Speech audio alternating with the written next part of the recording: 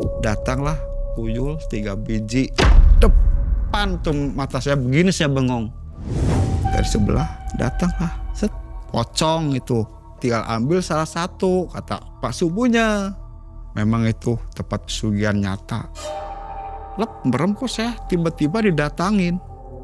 Saya ketemu putri ular cantik banget kayak bidadari. Ngajakin saya nikah. Kalau mau cepet kaya kawin sama dia, kata Pak RT gitu. Disitulah alhamdulillah Mang Ei. Omset saya langsung bagus terus. Saya bisa nyabang kemana-mana, alhamdulillah Mang Ei. Waktu itu saya sempat 5 cabang.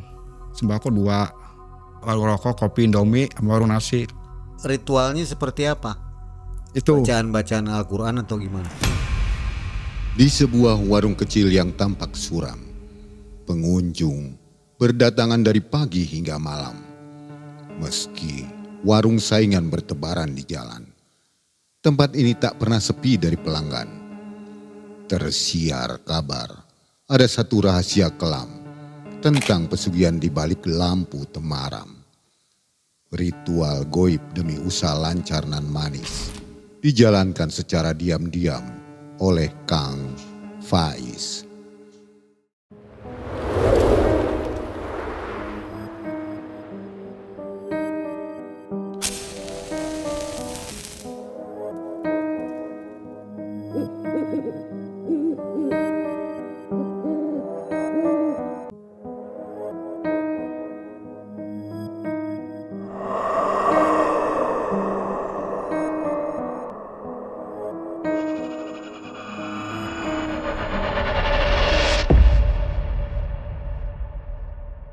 Assalamualaikum warahmatullahi wabarakatuh. Waalaikumsalam.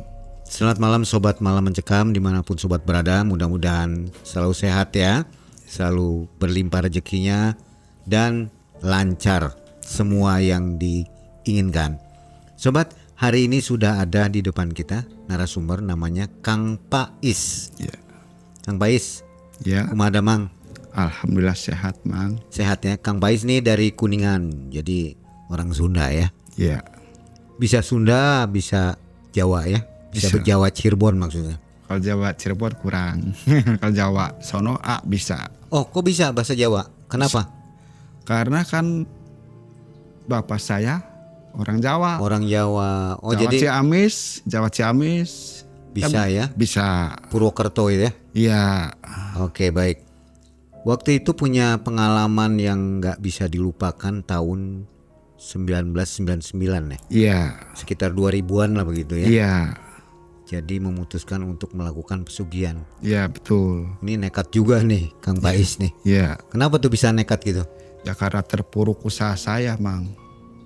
Arti itu kayaknya hancur, lihat tetangga kanan kiri. Usaha datang dari kota berhasil. Nah saya punya tekad bulat ke situ Mang. Akhirnya saya boleh buat. Saya coba cari jalan instan gitu. Iya, kabita ya. Tah, eta. Padahal dia yang dari hasil yang benar ya, maksudnya Iya. nggak pakai pesugihan mereka teman-teman. Iya, iya. Kalau Kang Pais pakai hasil yang instan tapi sesat begitu ya. Iya. Oke, Kang Pais sekarang kegiatannya apa ini hari-harinya? Dagang kopi di Bima, samping stadion. Masih Masih sampai sekarang. gimana, rame? Ya alhamdulillah ada dikit demi sedikit ada aja. Mudah-mudahan rame terus ya. Amin. Oke, sobat jangan kemana-mana. Mudah-mudahan sobat selalu sehat, selalu banyak uangnya. Jangan ngelamun aja, mikirin pesugihan, jangan ya. Oke. Harus berpikir positif, tetap berusaha. Oke. Saatnya kita mendengarkan dan menonton kisah dari Kang Pais. Malam Mencekam, Semakin malam semakin mencekam. ini dia Kang Pais.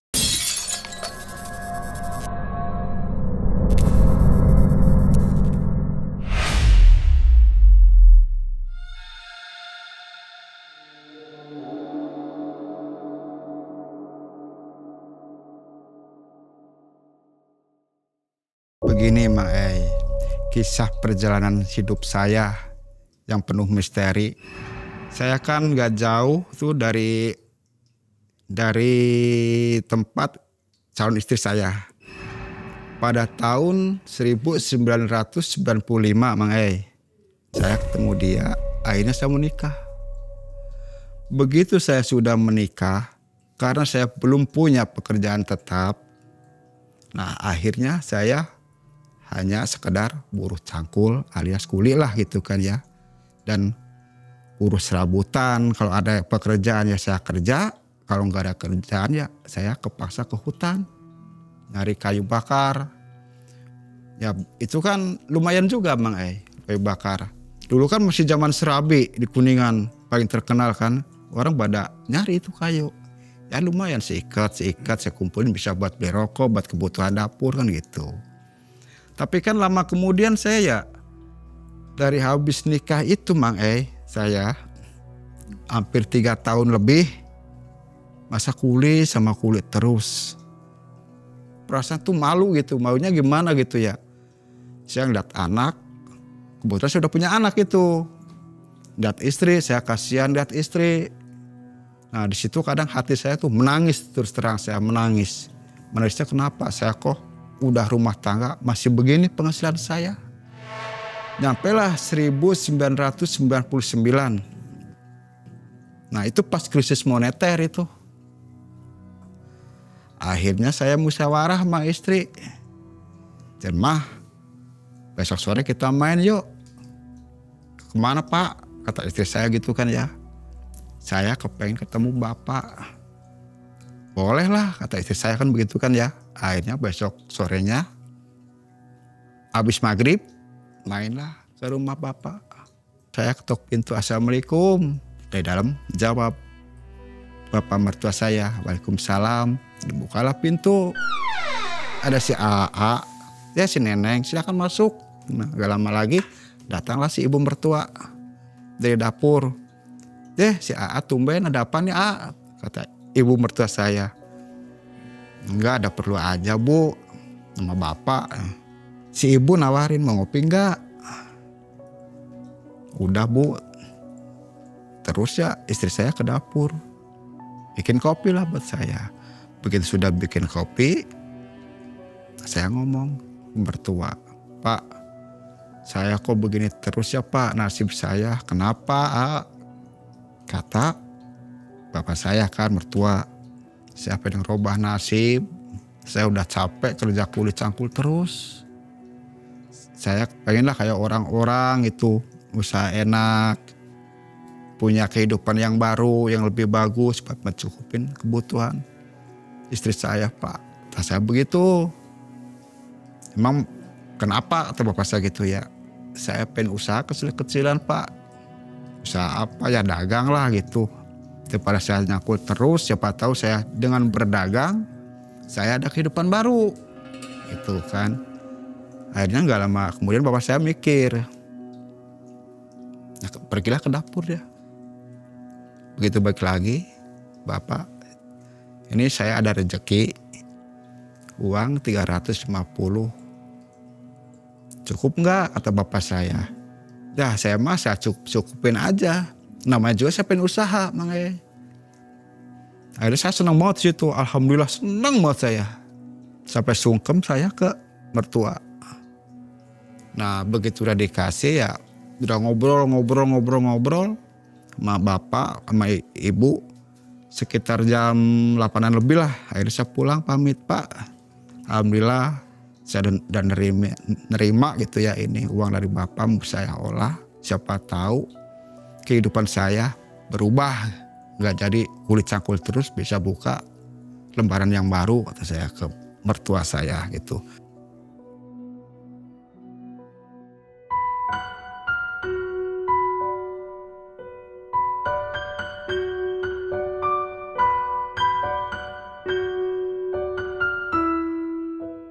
Sampai rumah itu ya istilahnya saya sama istri masih kepikiran apakah bisa Pak kita usaha dagang ya siapa tahu mah, kata saya masih mikirin tuh malamnya itu sampai kurang tidur gitu ya, mikirin kapan saya berangkat ke Jakarta gitu ya.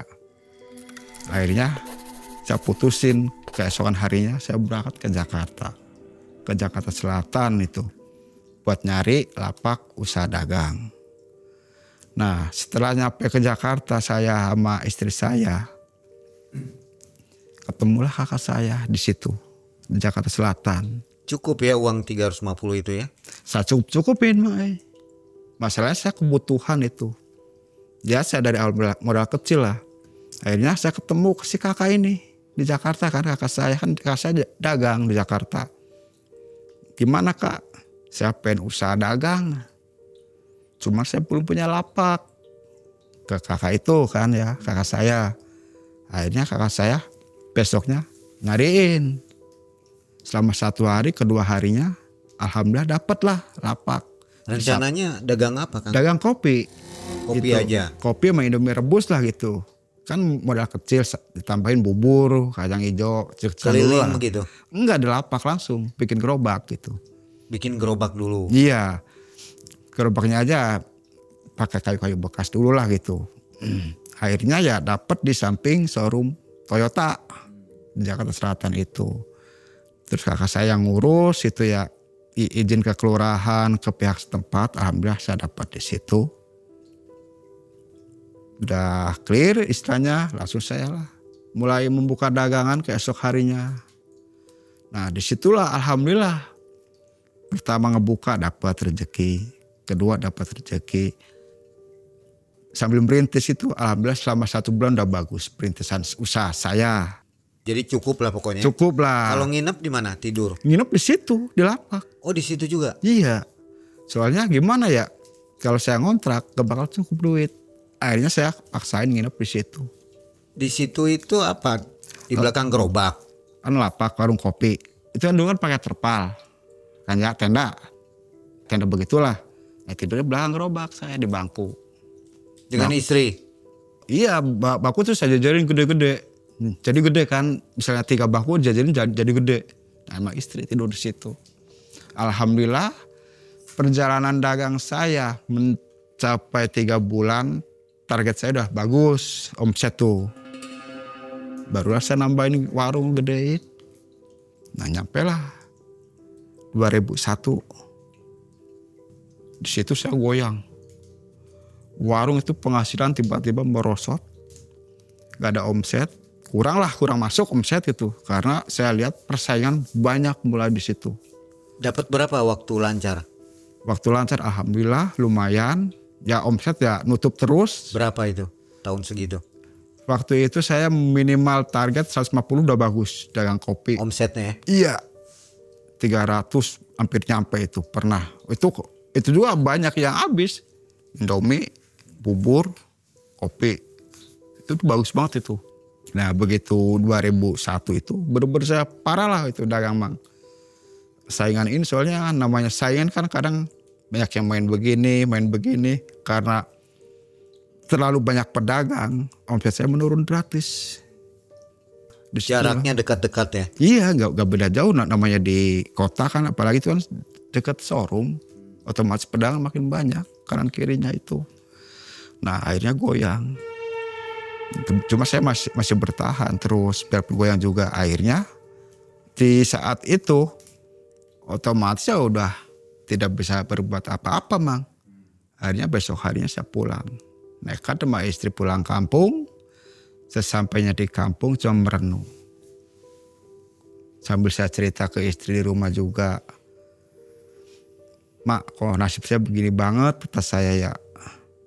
Ya apa ya, ya mungkin belum rezeki, kata istri saya. Sabar dulu, kata istri saya. Gak ada uang simpanan dari hasil dagang? Ada ya, itu habis buat nutup sehari-harinya dagang itu Mang. Habis. Jadi selama 3 tahun gak dapat apa-apa aja? Gak dapat apa, nol lah. Paling omset bagus, cuma duitnya kan habis buat nutupin dagang waktu itu goyang itu. Setelah di rumah itu Mang ya gitu, saya cuma termenung sama istri, curhat berdua gitu. Kenapa ya Maya, kok nasib saya begini banget, belum ketemu kayak orang-orang rezekinya. Kata istri saya gimana, ya udah sabar kan begitu. Ya udahlah, disitulah saya mulai nekat kerja lagi, kerja kulis serabutan lagi, saya lakonin lagi itu. Tapi disitulah saya sambil mikir, ya pun kerja kulis serabutan ya, saya misal dapat sekian, saya tabungin sekian, saya kumpulin tuh selama 3 tahun lebih kan ya.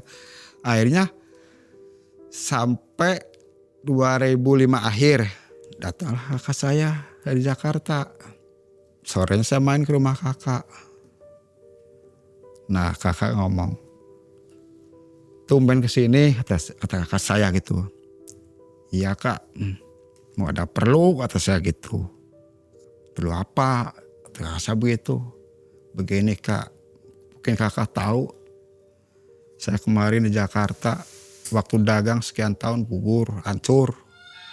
Sekarang saya balik kampung lagi. Di kampung malah usaha kulit cangkul lagi, buruh serabutan. Saya kepengen kak banget kayak orang-orang maju usaha. Mencukupin kebutuhan saya gitu. Dan anak saya, istri saya, begitu kan ya. Emang mau ngapain kata kakak saya gitu. Ini kak, ada nggak kakak tempat pesugihan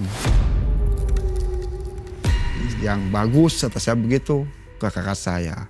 To the point ya. Langsung to the point saya di situ. Nah kata kakak saya, lah buat apaan, jangan. Kakak saya begitu jawabnya. Kaget gak? Iya, ngapain buat gituan, sabar dulu kata kakak saya. Ya udah saya diem. Sampai malam akhirnya saya pulang ke rumah. Termenunglah di rumah sendiri, sambil ngopi di tengah rumah. Paginya saya ngomong ke istri, Mak, saya mau nyari syariat ya, ke istri saya. Saya belum bilang tentang pesugihan, belum ke istri. Cuma punya syariat aja. Siapa tahu jodoh, kata saya gitu kan ya. Ya terserah kalau syariat mah gitu doang istri saya kan ya. Nah sorenya saya main sendiri lagi ke kakak. Kak gimana kak, ada enggak? Ada. Cuma kamu udah bener bulat. Tak kakak saya, kamu udah nekat. Jangan nekat ya, habis urusannya kan kebutuhan saya banyak kak. Saya udah gak mau begini terus, terus saya kan ke kakak. Ada aja, cuma jauh dari sini. Di mana ada aja. Ini serius kak, serius.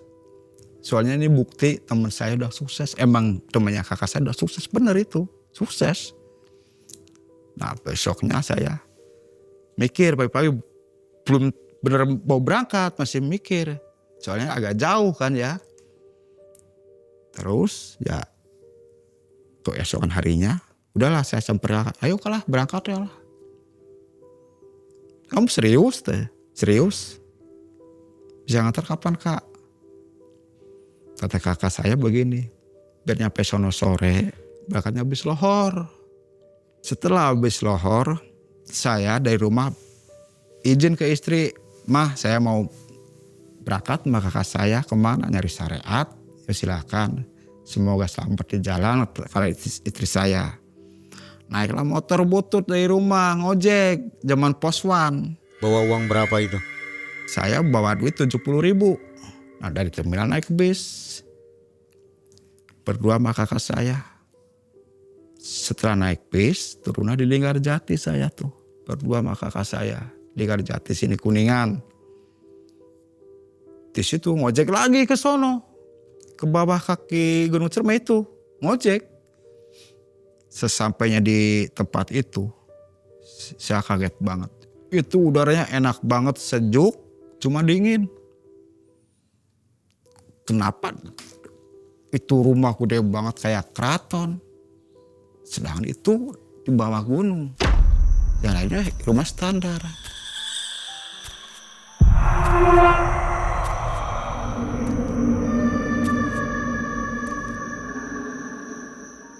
Kata kakak saya, emang ini rumahnya? Saya nanya ke kakak kan ya. Iya. Gede banget ya kak ya? Iya.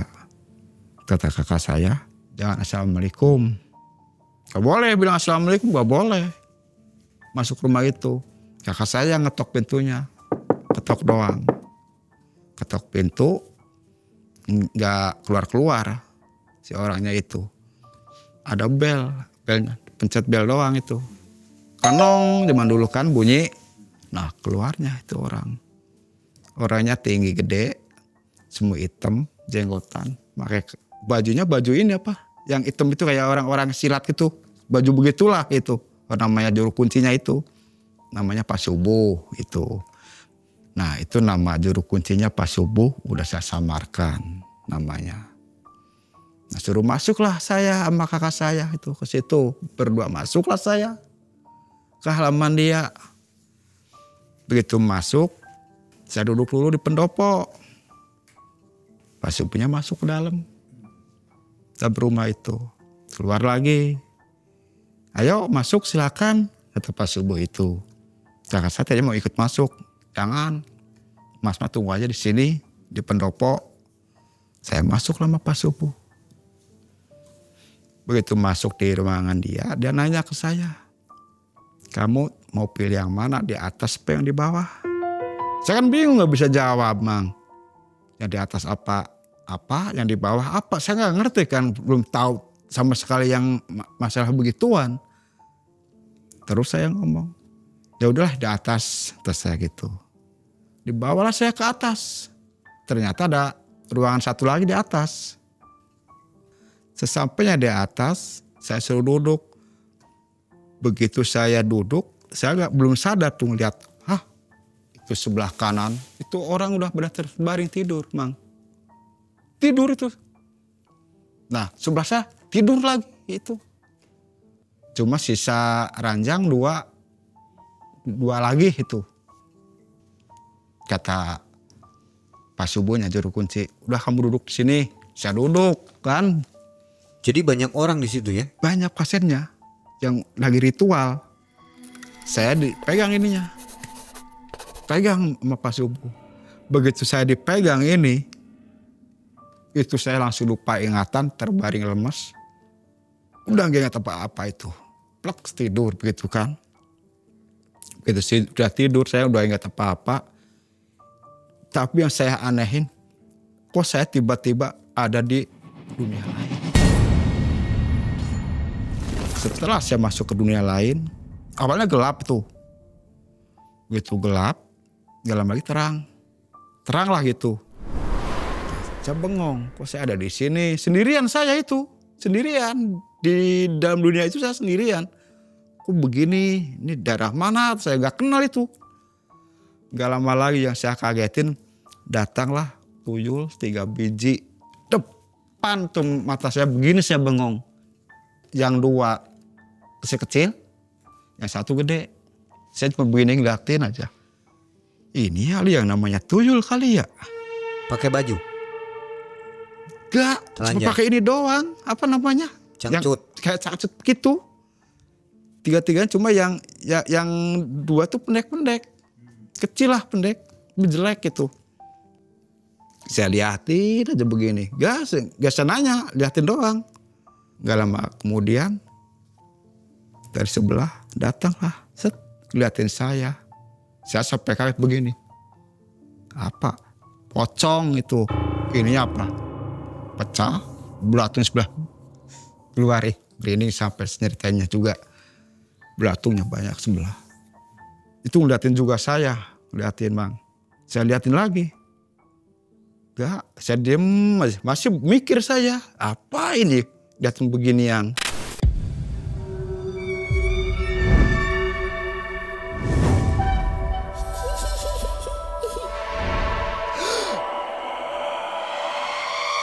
Selang berapa menit lagi, datanglah dari sebelah. Depannya persis cewek cakep banget. Cuma sayang, Mang. Ular badannya ke bawah, panjang ular. Kepalanya manusia tapi cakep banget itu.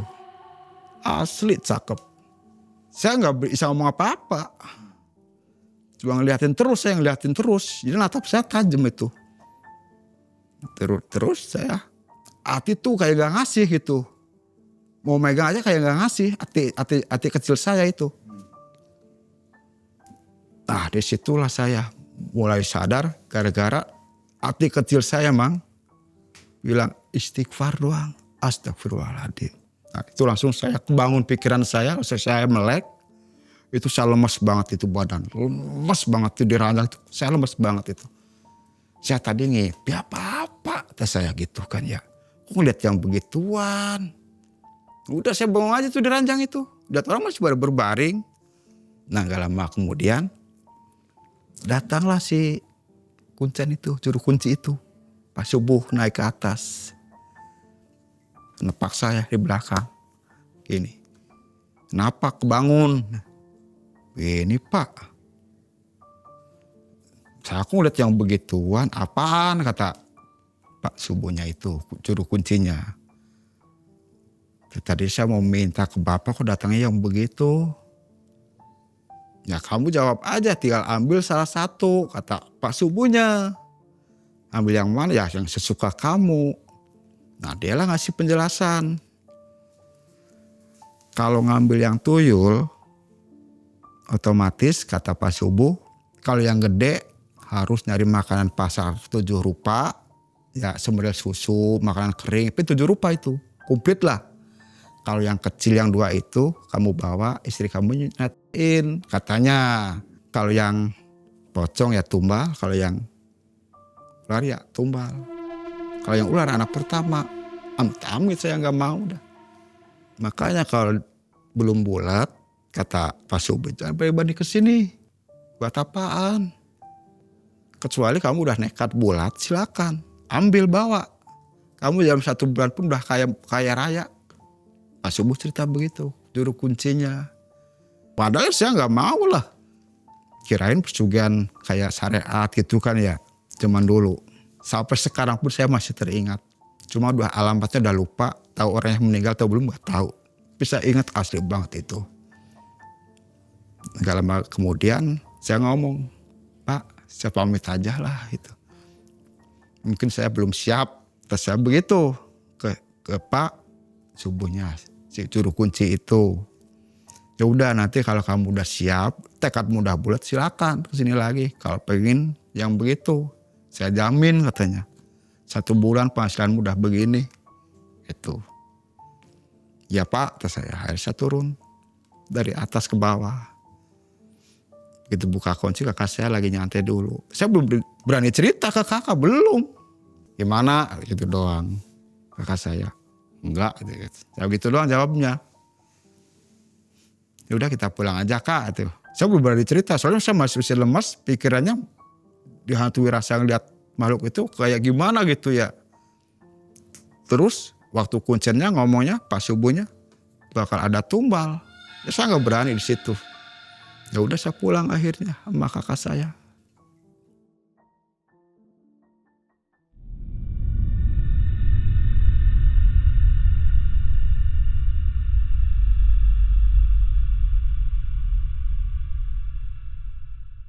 Pulang naik ojek dari tempatnya juru kunci, ada 1/2 jam kali ya, ke Linggarjati lagi. Dan Linggarjati saya nungguin bis, barulah ke rumah. Nyampe terminal itu saya naik ojek lagi sampai rumah. Nyampe rumah pun saya belum berani cerita itu ke istri, ke kakak, belum. Mang, setelah nyampe di rumah itu, keesokan harinya nih, Mang, istri nanya, gimana Pak? Katanya. Begini mah, saya kemarin ke sono ke juru kunci, bawah kaki Gunung Cermek. Memang itu tempat pesugihan nyata, cuma ada tumbalnya mah, kata saya gitu. Jangan, sampai nangis, saya nangis. Jangan, saya nggak mau, biarpun saya kaya, tapi hasil begitu dari saya. Enggak mah. Cuma saya ingat terus kok ada yang begituan, ya kirain nyari syariat. Setelah selesai ngobrol sama istri, siangnya udah gak dibahas lagi, sorenya saya ke rumah kakak. Kakak ngomong lagi, sambil ngopi, bikin kopi lah itu. Istrinya dari dapur, si AA tuh. Sini ya, pengen ngobrol sama kakak, curhat tuh. Bikin kopi, udah ngopi. Saya ngomong ke kakak, iya Kak, kemarin saya habis dari sono bareng sama kakak. Saya belum berani cerita, masih lemes dari badan itu. Masalahnya apa? Saya melihat makhluk gaib yang begitu semua. Tuyul, pocong, manusia ular, kata saya gitu. Ya itu tinggal kamu ambil. Enggak Kak, orang buat tumbal, buat apaan saya ngambil begituan. Tuh kan, makanya jangan instan hidup, kata kakak saya. Mendingan sabar, nanti juga kalau ada waktunya. Bangkit ya bangkit, usaha mah. Kata saya begitu Mang. Ya udah, di situlah saya nggak saya pikirin lagi, udah saya lupain dah itu ya. Terus saya kerja lagi seperti biasa, kuli nyangkul sambil ngumpulin rezeki. Keesokan harinya saya main ke rumah RT. Pak RT, tumben kesini. Iya tadi habis nyangkul. Pas kebetulan Pak RT itu teman saya sendiri, teman. Pak RT, saya kok begini banget hidup, bernasib saya kurang bagus banget Pak RT. Kenapa? Masa saya kerja begini terus, pengenlah kayak orang-orang. Orang-orang gimana, orang juga sama, kata Pak RT begitu jawab sambil ngopi tuh depan rumah. Saya ingat terus. Orang bisa aja ya rezekinya bagus, kata saya gitu kan ya Pak, ke Pak RT.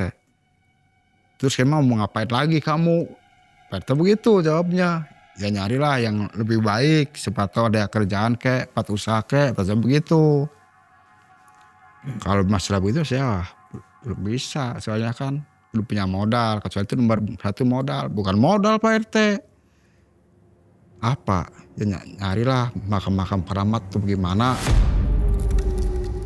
Pak RT itu tersenyum. Belum ngomong lagi, belum. Ya udahlah, udah selesai ngopi apa. Jadi saya pamitan, Pak RT saya pamit dulu lah, mau ke rumah dulu, udah siang. Udah mau jam 2, ya saya pulang ke rumah. Besok saya kerja lagi nyangkul. Nah sorenya datanglah Pak RT, tumben main ke rumah, tumben. Saya pulang kerja sore, pas mau asar datang ke rumah. Tumben ada Pak RT kesini, kata saya gitu kan ya.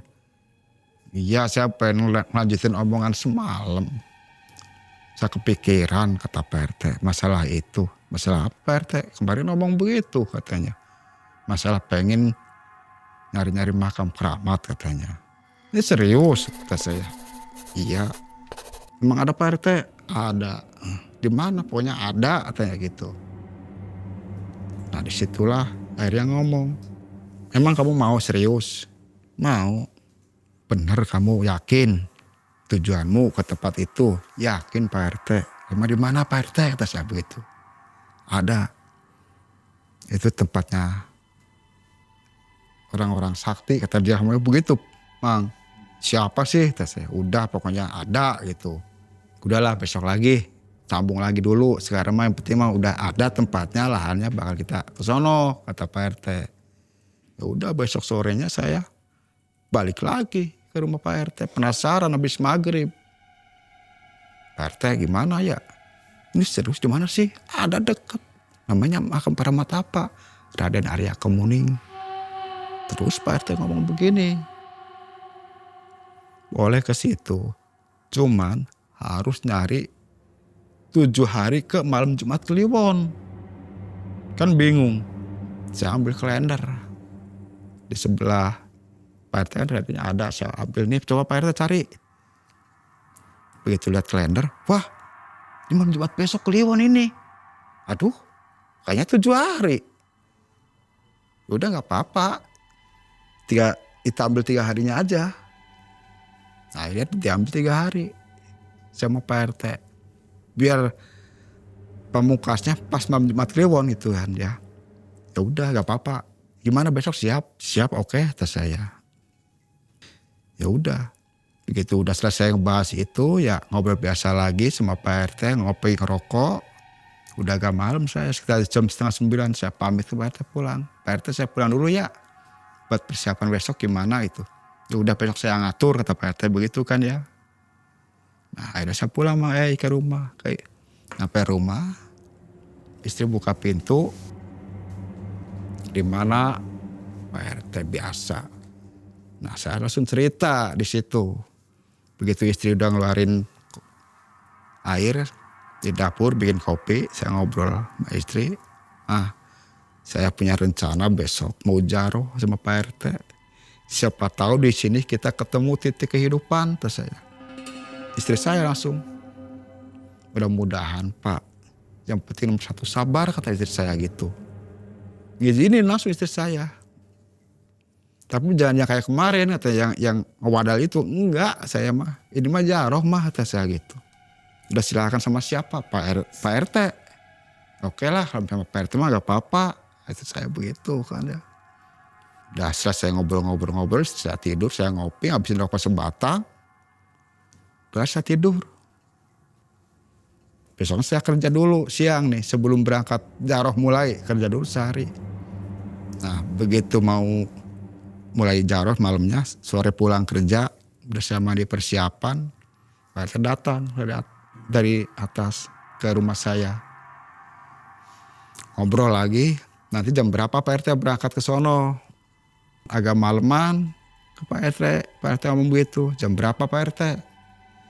Ya sekitar jam 10:30 kata Pak RT begitu kan ya.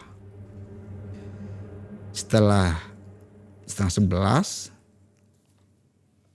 berangkatlah saya sama Pak RT langsung ke makam itu. Yang saya aneh nih Mang begitu masuk itu ke makam itu kagetnya minta ampun saya. Begitu masuk itu udara dingin, tiba-tiba itu angin berputar, hujan itu. Hujan itu saya aneh itu. Tiba-tiba hujan aja, orang terang kok. Tadinya terang, begitu masuk hujan itu. Hujan angin ini sampai dingin banget kan. Ya udahlah Pak RT sila masuk ke kuburannya keramat itu. Saya langsung buka hadoro, saya ngikutin di sampingnya sama Pak RT. Dia lagi baca-baca segalanya lah. Saya kan gak tahu masalah itu, makanya Pak RT yang buka semua.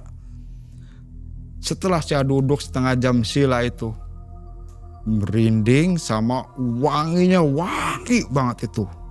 Itu sekitar itu wangi banget. Wangi banget, ini apa atas saya gitu. Ya udah wangi dah, pokoknya wangi banget itu. Ya udah, saya jalanin terus di situ nyampe jam sekitar jam 2 lebih lah. Kalau nggak salah jam 2 lebih itu. Kelar lah, baca-baca hadoroh itu Pak RT. Pak RT ngomong, udah kelar. Yuk kita pulang dulu, besok lagi. Ini kan masih ada 2 malam lagi, kata Pak RT gitu. Ya udah, pulanglah kita berdua sama Pak RT. Itu nyampe di rumah, Pak RT langsung ke rumahnya, saya ke rumah sendiri. Pas udah malam saat ketiduran itu sekitar jam 2:30 tuh ketiduran, plak tidur. Itu saya kayak orang gak ngimpi, disebut ngimpi ya ingat banget. Itu ya merem kok saya tiba-tiba datangin putri cantik banget Mangai. Tapi berwujud ular lagi.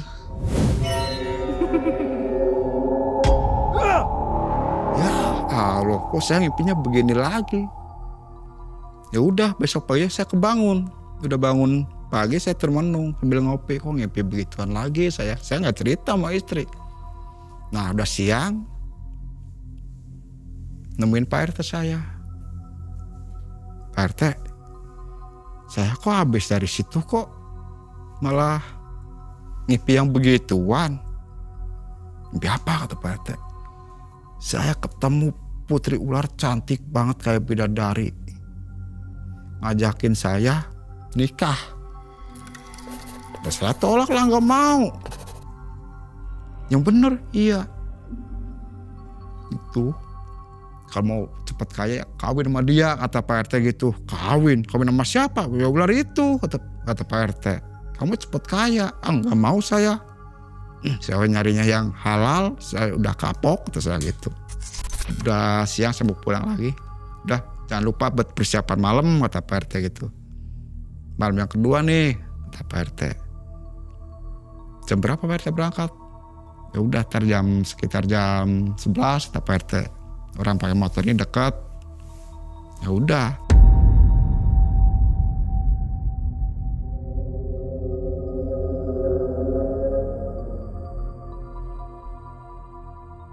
Gitu saya pulang sore, saya udah mandi, udah seger, makan. Malamnya sekitar jam 8:30 saya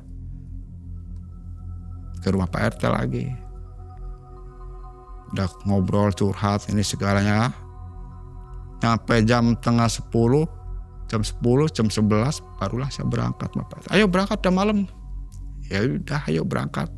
Berangkatlah lagi ke tempat itu. Sebelum 3 hari itu saya harus ke makam itu, ke makam keramat itu.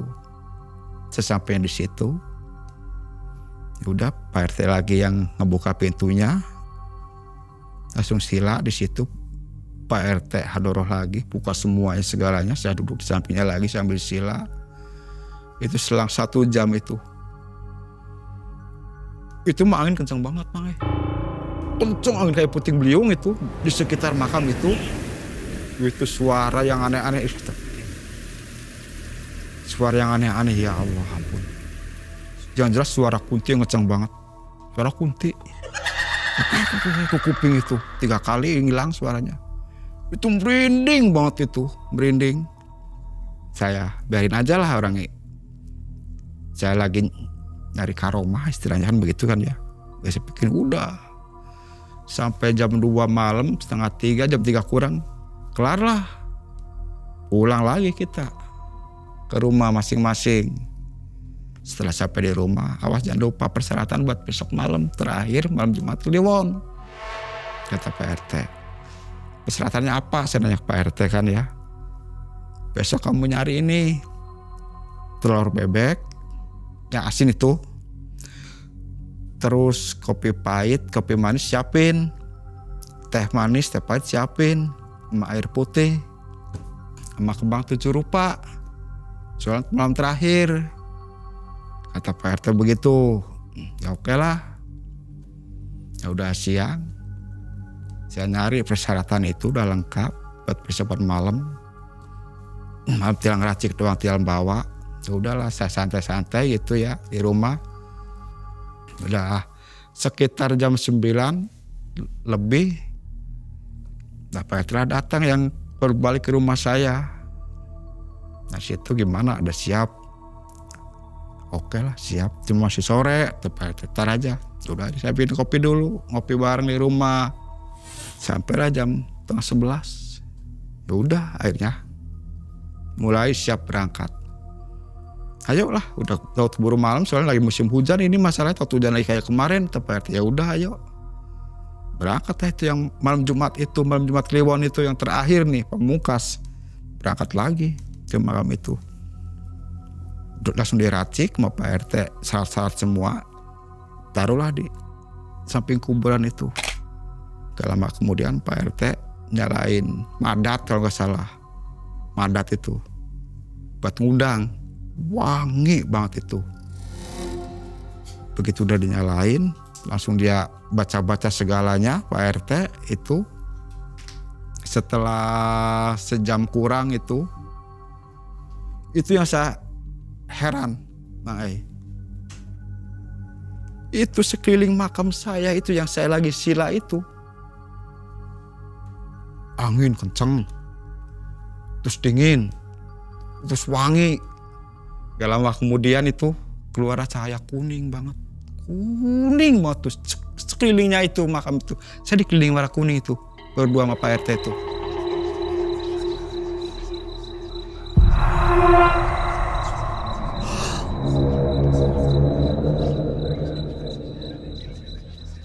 Ini apa wangi banget ya. Kok ada cahaya kuning itu dari mana? Kata saya gitu. Itu datanglah seorang wujud. Orangnya ganteng banget. Pakai mahkota, pakai ikat putih, pakai baju kayak kerajaan itu. Dia senyum.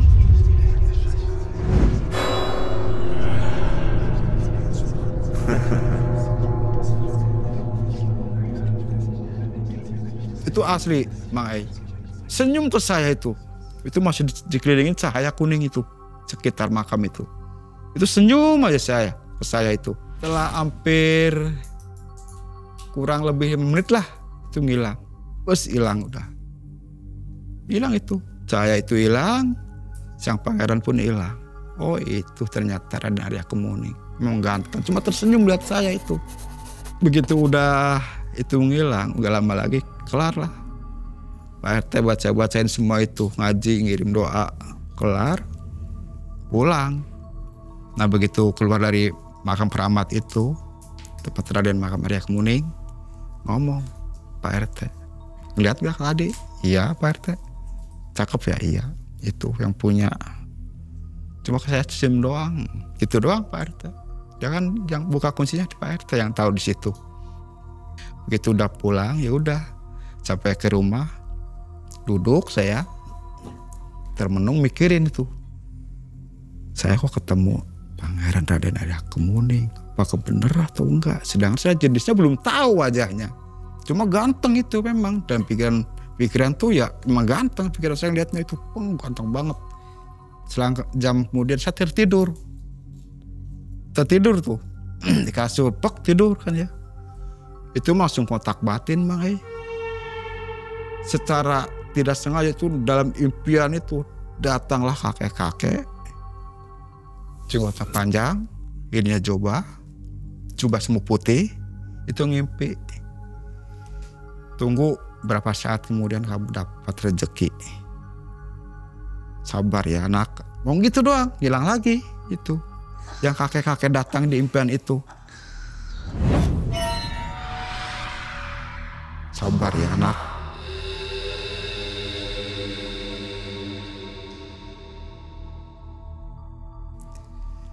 Nah bangun pagi saya bengong. Bener enggak sih ya ini ucapan kakek-kakek dalam impian? Setelah dari makam itu Mang, sehari gak ada apa-apa kan ya. Kedua hari itu yang nyuruh kerja. Dari sono sini datang ke rumah. Tolong besok ke sawah ini ya. Nangkul, saya lakonin. Dari sebelah, besok ke sawah no ya. Saya lakonin. Itu selama hampir 1 tahun lah. Itu saya kerja tuh gak kelar-kelar itu. Ke sono ada aja, paling nganggur sehari 2 hari.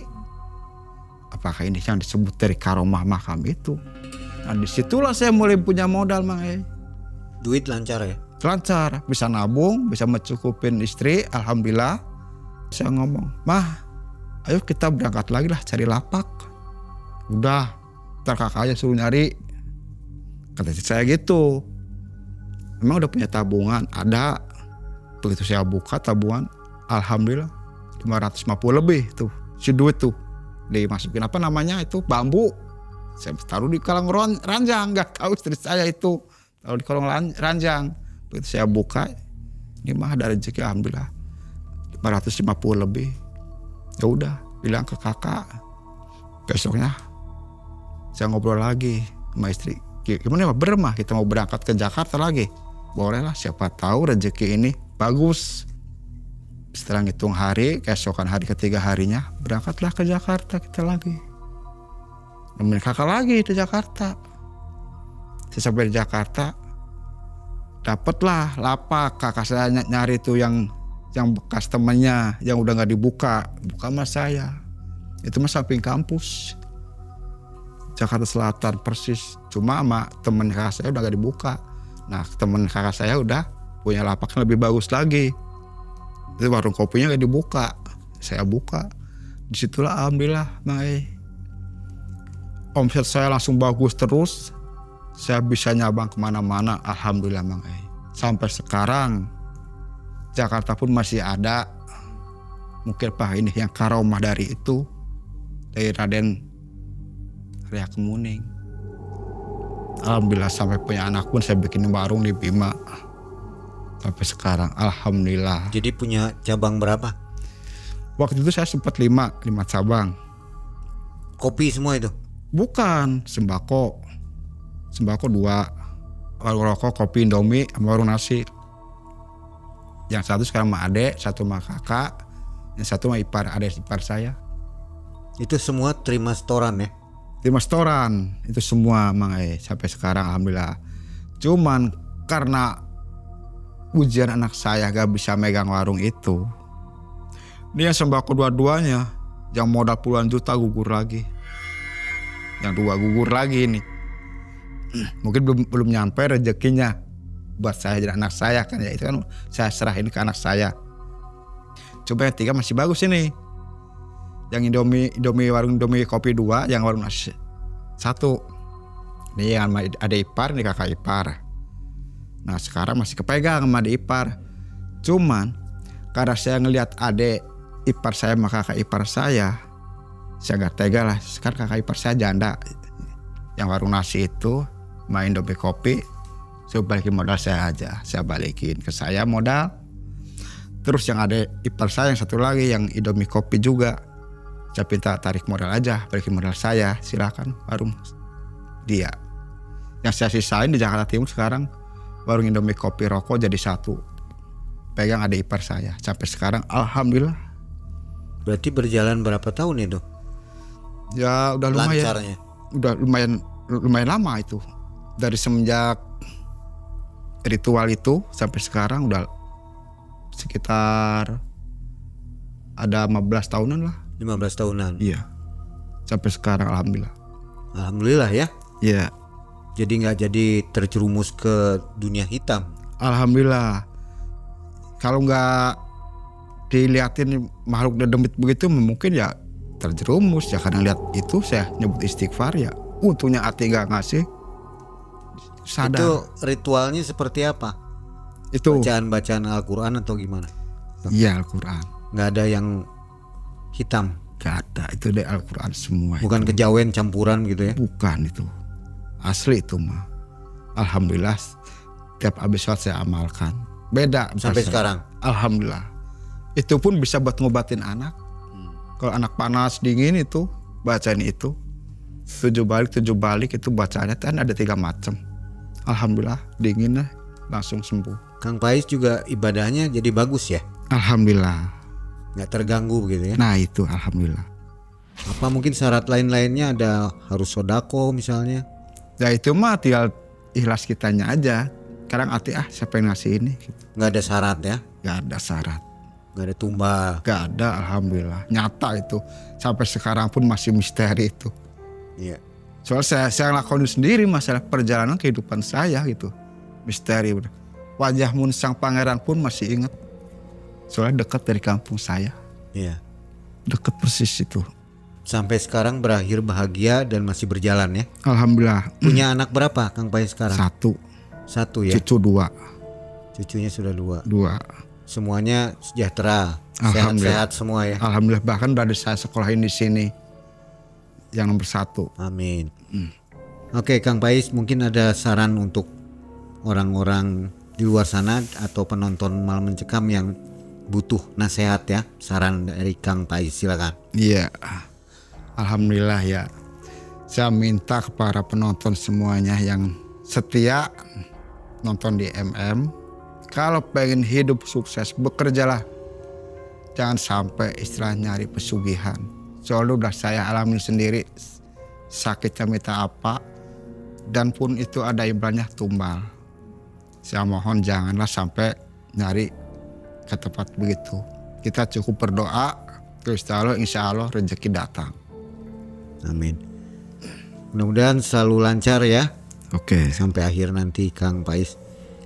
Oke sobat, demikian kisah menarik dari Kang Pais. Mudah-mudahan menjadi pelajaran untuk kita semua. Amin. Silahkan ditiru yang baik dan buang yang buruknya. Assalamualaikum warahmatullahi wabarakatuh. Waalaikumsalam.